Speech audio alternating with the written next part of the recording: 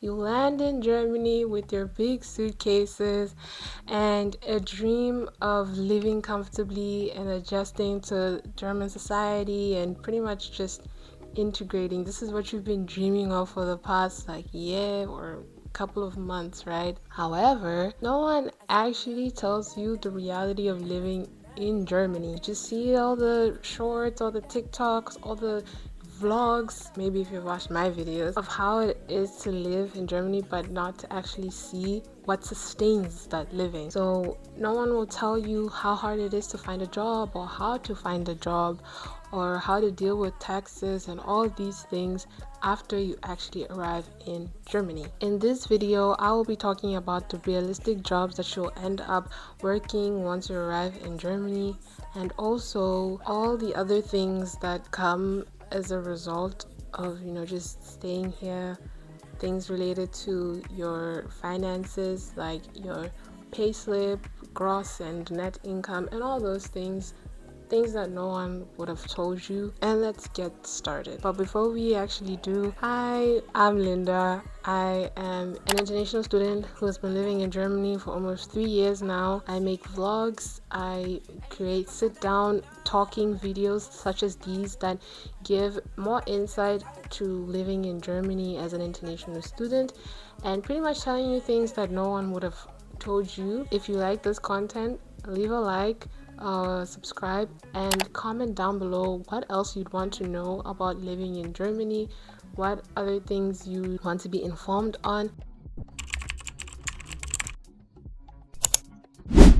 I'm going to imagine that you just arrived in Germany and you are at your accommodation, whether it is a WG or a studio apartment, or you're probably living with someone for the time being. If you've watched my previous video, you see me talk about the different types of apartments and things that are in Germany as a student. You already arrived with your big suitcases and you're like, okay, I put in like 12,000 euros for my blocked account.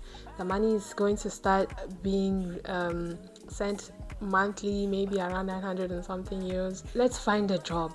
But you're not immediately going to think this, right? Because your blocked account money is going to start coming, and you can't work because you don't have some information yet. You need your tax ID number. They would actually send that to you via mail.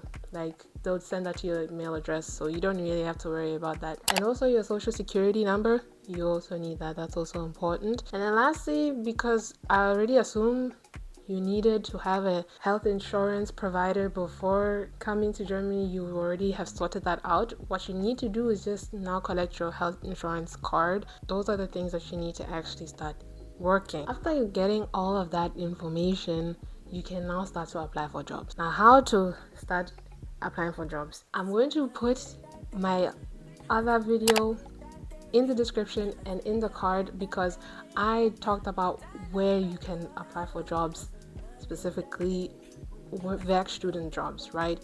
But I didn't really talk about what type of other jobs you can get without experience in Germany. I put them into 5 different categories, and the first one being hospitality. When it comes to hospitality, this is like working in hotels or motels like that, working with other people. And this may or may not need you to know some German, because you're going to be interacting with other people. You have to find out if that specific job needs German or not. The next category I put was in restaurants. Any cafe that is near where you live, or maybe in another city, you could work there, either it being as a waitress or waiter, or in the kitchen. Next one is working in warehouses. You could also know German or not know German. It depends. You could work for Amazon or DHL, or if you live in Hamm, you could work at Picnic. And all of these are warehouse jobs, and you are normally on your feet for like the whole shift. You get maybe 2 breaks, and they pay minimum wage to above minimum wage, not so much. It will give you like enough money per month, not a crazy amount. If you're interested in going to my university, which is Fachhochschule Südwestfalen, there is another place which is now in the 4th category, cleaning, places like Kuchenmeister.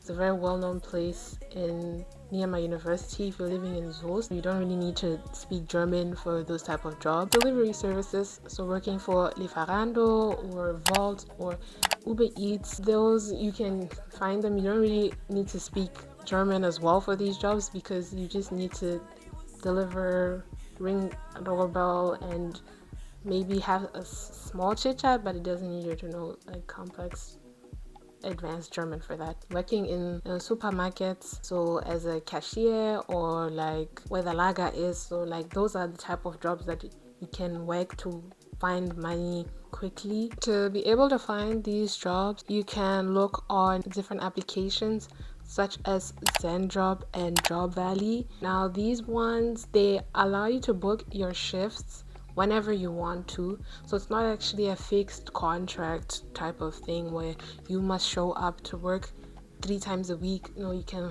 select when you want to show up or not. You will get paid at the end of the month.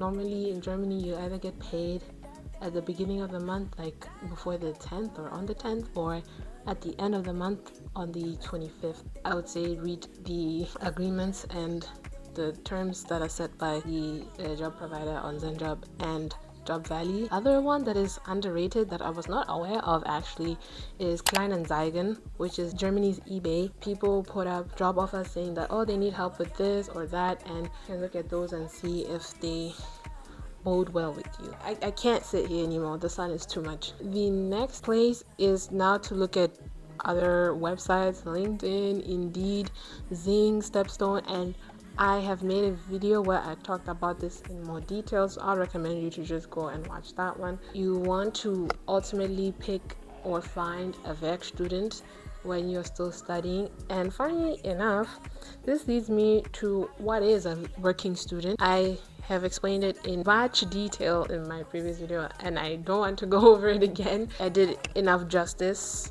when it came to explaining it. You just gain a lot of experience in a certain job that benefits you in your career, and it's normally related to what you're doing in university. Now ultimately, most students want to have a VEC student whilst they're in school or by the time they graduate, and it can transfer on over to being a full-time position, hopefully, if said company allows that. So you've been working for a couple of weeks now, and you're starting to wonder what you're gonna end up taking home. You work your 20 hours per week, which is the maximum amount of time of hours you can work during your semester. And in Germany, the minimum wage is 13 euros 90 cents, which would equate to 1,112 euros part-time gross. This is your gross income.